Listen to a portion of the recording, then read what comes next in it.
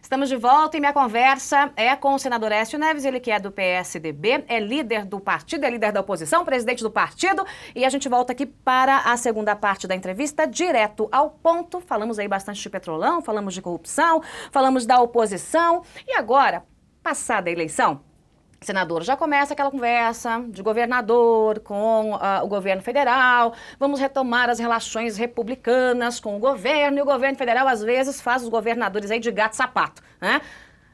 Será que não está no momento aí dos governadores da oposição se posicionarem também com a oposição? Não é bem assim? Olha, Joyce, eu compreendo as dificuldades porque vários governadores passam. Na verdade, ao longo desse período de governo do PT, o que nós assistimos foi o Brasil se transformando quase que num estado unitário, onde o governo federal tudo tem, tudo pode, gerando uma dependência muito grande dos municípios e dos estados. Todas as matérias discutidas e apresentadas pelo governo foram na direção da concentração de receitas, né? É claro que os nossos companheiros governadores serão sempre oposição, mas eu admito até que tem uma relação administrativa com o governo federal. Nós somos uma república federativa e isso vai ter que continuar ocorrendo. Mas o nosso papel, principalmente no Congresso Nacional, nas Assembleias Legislativas, nas câmaras de vereadores e nos movimentos junto à sociedade, é de fazermos uma oposição muito firme a tudo isso que está aí. Porque, na verdade, o que nós estamos vendo hoje é a herança maldita desse governo sendo assumida por esse próprio governo. Essa é a grande realidade. Eu pretendo, Joyce, trabalhar como presidente do partido na qualificação cada vez maior da nossa oposição. Nós vamos, logo após o início dos trabalhos legislativos, constituir, através do Instituto Teotono Vilela, um grupo de trabalho, um grupo que eu tenho chamado de acompanhamento permanente das ações do governo, cobrando as contradições entre o discurso e aquilo que tem sido feito, analisando as ações em cada uma das áreas, posicionando, por exemplo, contra aumento de carga tributária já ensaiada por esse governo, seja com a CID, seja com o retorno da CPMF, contra a supressão de determinados direitos trabalhistas. Então, o governo do PT pode esperar, porque vai enfrentar uma oposição, que jamais será uma oposição ao Brasil, mas será uma oposição clara ao desgoverno que eles implantaram no Brasil ao longo de todos esses últimos anos. Uma oposição firme, corajosa e, repito o que disse inicialmente, pela primeira vez, conectada com o sentimento amplo da sociedade brasileira, que para mim é crescente. Eu acho que esse sentimento de indignação, de cansaço em relação a tudo que está aí, ele não diminuiu depois da eleição, ele aumenta. Agora, senador, olho no olho. O senhor, quando governador, não acha que tratou bem demais o Lula, não? Olhando para a história e por que aconteceu nessa eleição? Olha, talvez isso explique aquilo que eu acabei de dizer. Os governos precisam ter relações administrativas. É natural que tenham. Obviamente, você tem que ter suas posições políticas também. Mas o embate, Joyce, o embate do dia a dia, a cobrança de resultados, a denúncia das contradições, isso é feito congressualmente, isso é feito pela ação legislativa nos vários níveis em que ela se dá. Eu acho que sempre foi assim. Agora, repito, a nossa bancada vem fortalecida na Câmara, vem muito fortalecida no Senado e pronta para esse embate. Eu acho que nós teremos, pelos próximos anos, talvez uma experiência nova de uma oposição vigorosa em favor do Brasil e contra os desatinos que continuam a orientar a ação do governo. Já visto agora essas últimas propostas apresentadas ao Congresso Nacional em relação à LDO principalmente. Bom, o PT não larga do seu pé, senador. Isso não é novidade para ninguém. Na semana passada, o quase ex-ministro Gilberto Carvalho voltou a chamá-lo de playboyzinho. Tinha medo que aquele playboyzinho ganhasse a eleição naquele tom pejorativo. O senhor deu uma resposta à altura. Quer dizer, o que o senhor tem a dizer com esse tipo de tratamento? É uma coisa... Olha, em primeiro lugar, Jorge, eu tenho que dizer que ele tem muitas razões, ou teria muitas razões para ter medo realmente da nossa vitória. Porque nós vamos botar ordem no Brasil, acabar com essa corrupção deslavada, acabar com as boquinhas do PT, inclusive a dele própria, né? Isso mostra, na verdade, a pouca qualificação do governo. A forma de um ministro de Estado se referir ao presidente de um partido de oposição, um senador da República, certamente não é adequada. Mas poucas vezes nós vimos um ministério tão pouco qualificado como esse. além de enorme, enfim, sem qualquer justificativa. Eu duvido que a presidente se lembre do nome dos 39 ministros. Eu acho Certamente não se lembrará. Mas agora, exatamente, esse gigantismo do Estado serve a quê? A manutenção da sua base de apoio. Mais uma vez, porque numa eleição, sobretudo numa eleição difícil como essa que a presidente viveu, esperava-se, e acho até que setores ligados a ela, de que ela viesse com uma nova linguagem, com uma nova postura. Não é o nosso caso, mas que não acreditamos muito na sinceridade de algumas das suas posições. Mas eu acho que até segmentos que a apoiaram acreditavam que ela ia começar de forma diferente, com um governo mais qualificado. Nada. O que nós estamos assistindo é o mesmo toma lá da cá, é a mesma distribuição de espaços em troca de votos, e com essa sinalização vergonhosa que nós assistimos agora, num decreto oficial, pela primeira vez, acho que na história do Brasil, a presidente da República determina o quanto vale o voto da sua base no Congresso Nacional. E o mais surpreendente, não há reação. Não há reação dessa própria base. Aceita votar nessas condições. Isso é triste, isso não enobrece o Congresso Nacional, e nós da oposição, mesmo de forma minoritária na Câmara e no Senado, vamos estar reagindo a esse nível extremamente baixo das relações que o Executivo impõe ao Congresso Nacional, e esperamos que não imponha no futuro. Mas aí vem uma reedição desse toma lá da cá num outro projeto, que é o do orçamento impositivo, né? A gente sabe o quanto o governo usa as emendas parlamentares, o contingenciamento, justamente para pressionar o Congresso. Ó, eu seguro o dinheirinho aqui, só vou te dar se você fizer o que eu quero.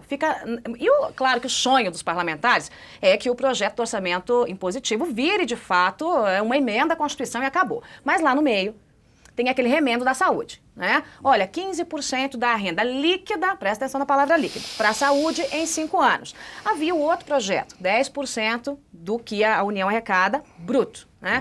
Noves fora, vai ter uma queda no dinheiro para a saúde. 35, 36 bi em 5 anos.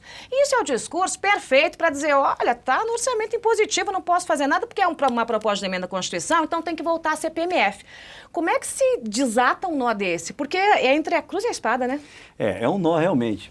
Eu sempre fui um pouco cauteloso em relação à questão do orçamento impositivo, Joyce, né? Eu acho que é legítimo que se o governo, na verdade, tivesse uma relação republicana com o Congresso Nacional, atendendo de forma minimamente isonômica o parlamento, em indicações direcionadas para prioridades estabelecidas pelo governo, talvez não houvesse a necessidade sequer do orçamento impositivo. Mas a nossa posição tem sido essa, de não permitir que haja diminuição dos recursos da saúde. Golpe, né, senador? É um golpe.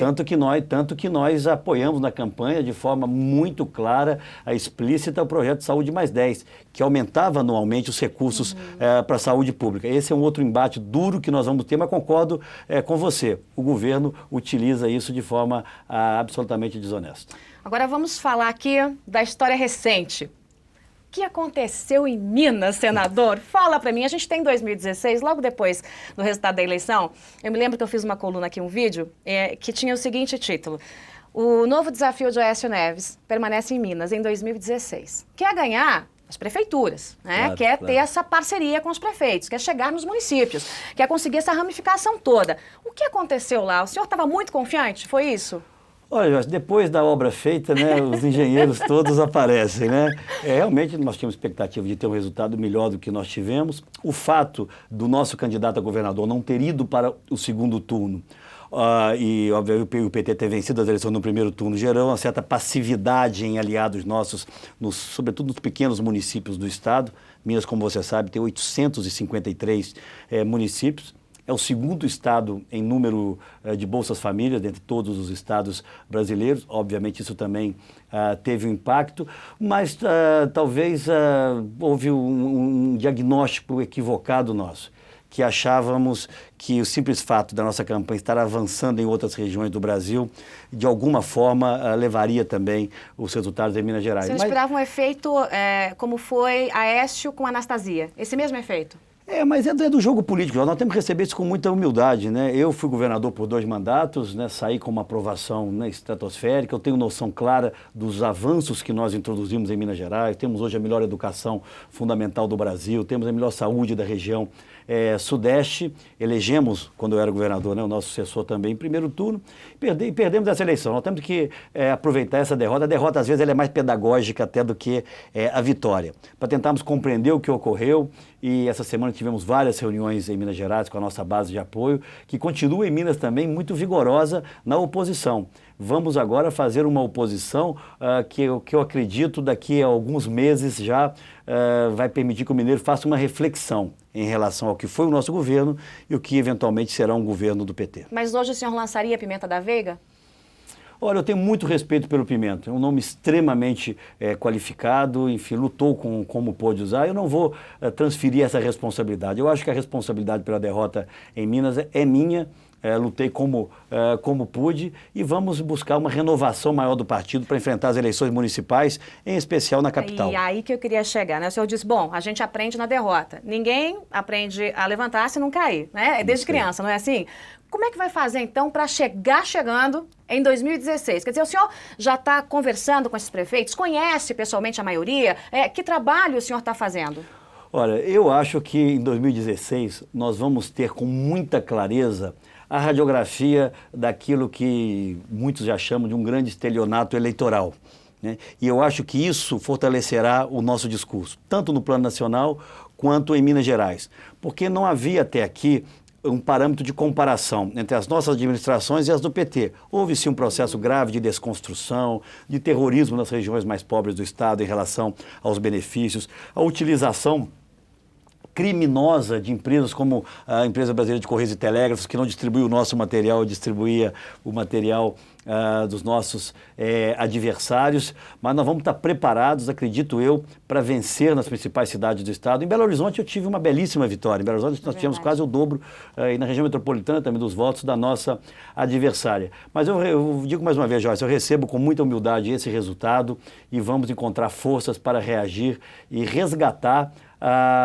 não apenas a imagem, mas a história do que nós fizemos em Minas Gerais. Minas se transformou em benchmark, em referência de administração pública moderna, não apenas para o Brasil, para fora do Brasil. Até hoje o Banco Mundial retrata o nosso modelo de Estado para resultados, onde há avaliação de desempenho de todos os servidores públicos que são remunerados a partir das metas alcançadas.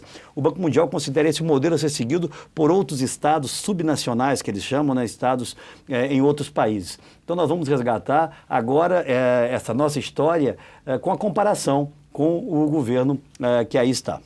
E essas costuras com os prefeitos começarão a ser feitas? Já estão sendo feitas. Essa última semana nós tivemos uma ampla reunião com os eventuais candidatos, com a nossa base de apoio. Nós temos que unificar as oposições, não apenas em Minas Gerais. Eu tenho tido conversas, por exemplo, com a liderança do PSB, do Solidariedade, de partidos que estiveram ao nosso lado, como democratas, é claro, para, em especial, nas grandes cidades, nós temos candidaturas comuns. Esse é um esforço que nós vamos fazer desde já, porque 2016 certamente sinalizará de forma muito clara para o que virá em seguida. O senhor recebeu uma visita do governador eleito, Pimentel. Foi no Rio de Janeiro. Conta pra mim, que eu fiquei curiosa, senador. Que visita foi essa? Que conversa foi essa? Olha, eu sempre tive uma relação pessoal, até porque com o Fernando Pimentel, até porque fomos administradores juntos. Ele prefeito, eu governador do estado, e chegamos a ensaiar até o lançamento de uma candidatura comum que adotou o prefeito de Belo Horizonte, Márcio Lacerda. Mas, na verdade, foi uma visita de cortesia, não entramos em detalhes em relação à administração. Alertei a ele em relação a algumas demandas de Minas, do ponto de vista da área de energia, principalmente. Há uma demanda com a União que precisa ser enfrentada pelo governador do estado, sob o risco de a nossa grande empresa de energia se fragilizar. Falei de uma agenda mineira que ele, talvez até com a proximidade com a presidente da República, possa estimular que avance, que não avançou até aqui, que é do royalties da mineração. Minas é um estado hoje muito dependente da mineração e os royalties recebidos pelo estado são ínfimos, são praticamente irrisórios, mas foi uma conversa civilizada, de uma boa convivência, mas sem esquecermos, tanto ele quanto eu, que somos adversários políticos. O senhor faz diferença entre o voto anti-PT e o voto aecista? Dá para a gente diferenciar esse eleitor ou não? Olha, eu acho que nessa última eleição, obviamente, eu acabei tendo uma parcela expressiva dos votos dos que rejeitavam o PT.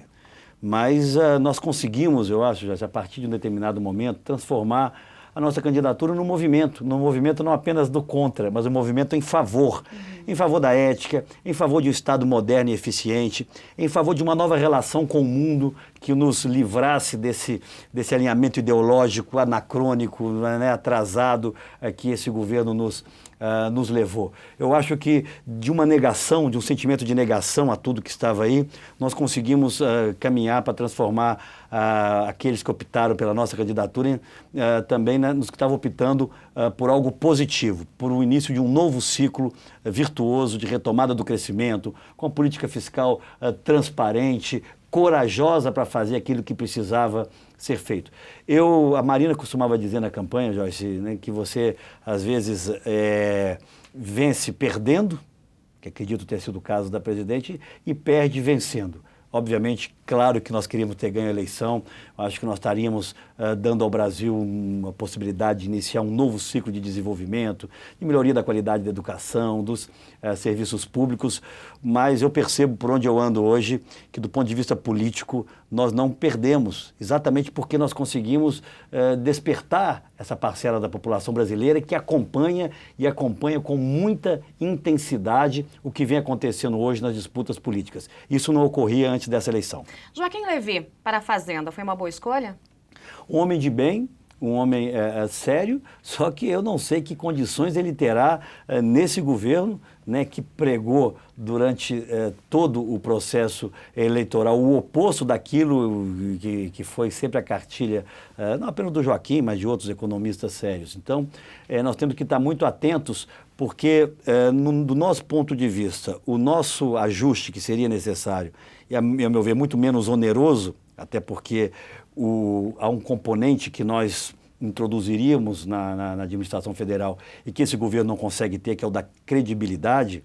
Não tenho dúvida que a nossa eleição permitiria já uma redução da taxa de juros de longo prazo, que não ocorre nesse governo, mas nós não faríamos o ajuste pela linha do aumento de carga tributária e tampouco da supressão de direitos trabalhistas que começa a ser discutidos por esse governo. Bom, o senhor foi o único candidato que anunciou quem seria o seu ministro da Fazenda caso fosse eleito. Armínio Fraga, com quem eu conversei, inclusive, à época aí da eleição. Armínio Fraga é uma sumidade na área da economia, todo mundo sabe disso, entende do assunto, né? Estamos em época de escolha de novos ministros. Quem o senhor nomearia, por exemplo, para a política externa, né, como chanceler, para a saúde, para a educação e para o esporte? São esses quatro ministérios. Olha, eu acho que ajude a presidente a ter ideia, senador. Eu acho que eu acho que ela já nomeou um nome que, sem dúvida alguma, tinha proximidade conosco, que é o Joaquim Levy. Agora, eu não sou presidente da República, não cabe a mim nomear ministros, mas a qualidade dos quadros... Mas em que nomes o senhor pensou no eventual governo do senhor? A qualidade dos quadros próximos a nós muitas vezes mais ampla do que aqueles que ela tem à sua disposição, tanto que buscou, para a área da economia, quadros que pelo menos defendiam propostas próximas a que nós defendíamos.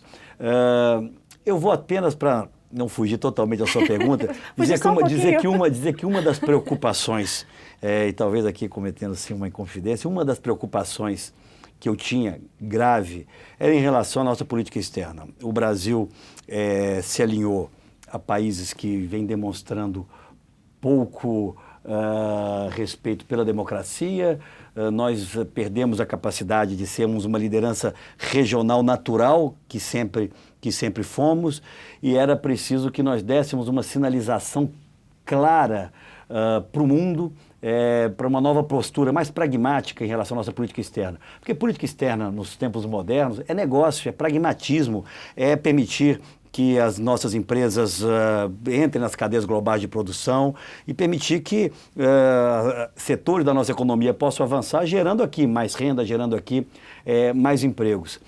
E eu tinha uma ideia de dar uma sinalizada muito forte de uma nova postura na nossa política externa, com alguém que simbolizasse credibilidade, modernidade e tivesse uma dimensão de interlocução com outras nações com as quais interessaria, outros blocos como a União Europeia e outras nações que interessaria nós aumentarmos as nossas relações. Que nome? O que você acha, por exemplo, do ex-presidente Fernando Henrique como ministro das Relações Exteriores?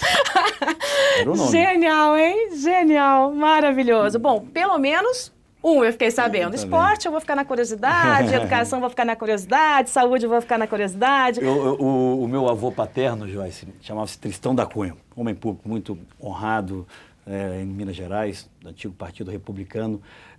Eu vou me privar de indicar nomes, até por uma razão que ele dizia muito. Ele falava que cada nomeação que você faz, você... no dia seguinte, já estabelece 9 inimigos, que são aqueles que foram preteridos, e um ingrato, que é o que vai ser nomeado, e lá na frente, por alguma razão também, vai achar que não estava à altura dele aquele carro. Claro que é uma brincadeira, mas já que não venci as eleições, eu não preciso contrariar tantas pessoas que não seriam aqui por mim nominadas. Senador, olhando aí a herança que nós temos, com esses anos todos aí do PT no poder, e o senhor avaliando as duas gestões do ex-presidente Lula e a gestão da presidente reeleita Dilma Rousseff, quem é a pior, Dilma ou Lula? Eu acho que são a face de uma mesma moeda. Um é a continuidade do outro. Eu acho que, olha, se você me diz para eleger aqui uma consequência nefasta, uma agressão que esse Brasil sofreu nesse período do PT, eu poderia falar da economia, eu poderia falar da paralisia na melhoria dos nossos indicadores sociais, eu poderia citar aqui a péssima qualidade da saúde pública, poderia falar da omissão do governo federal na questão da segurança, com a criminalidade crescendo em todo o Brasil. Mas se eu tivesse que eleger uma terrível contribuição do período do PT ao Brasil, à cidadania, à formação das novas gerações, eu diria que foi no campo ético.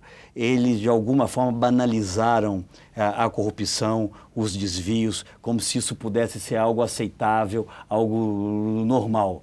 Então, desde os pequenos desvios até agora, esse enorme e impensável caso de corrupção envolvendo a Petrobras serão, ao meu ver, sempre as principais marcas desse período de governo do PT. O senhor se arrepende de alguma coisa durante a campanha? Acho que não. Essa campanha, Joyce, foi uma campanha muito diferente das outras, né? Foi uma montanha-russa. Que o senhor saiu com os músculos, né? Foi uma montanha-russa porque ela se desenhava num quadro inicial de uma polarização entre o PT e a nossa candidatura, com o Eduardo vindo como uma terceira via, correndo por fora.